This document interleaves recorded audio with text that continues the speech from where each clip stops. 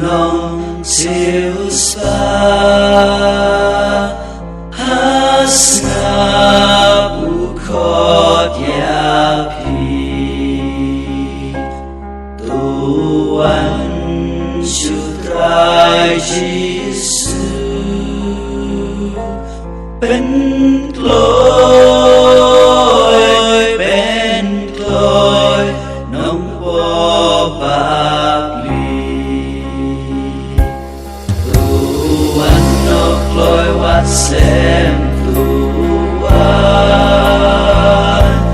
balai pinshu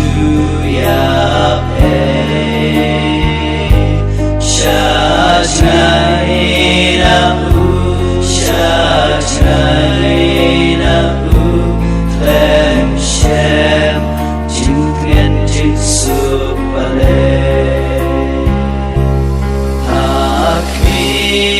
Halo dingna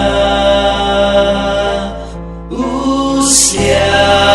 ngesim jompi upia kiktiban piam yapi halak sangti Tuhan no kloi wasem Tuhan balai pinshu yape syajnai namu klem shem jingken jinsuk balai Bibla sakma Tuhan sepiblatan Tuhan syanga uong kipo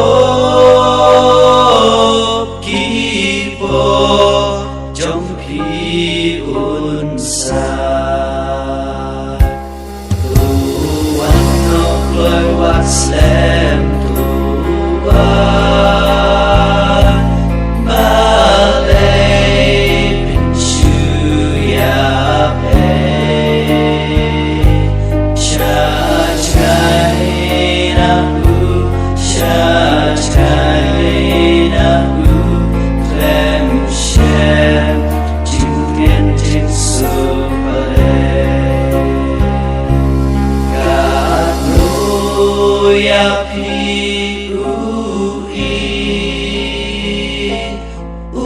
usai jing isen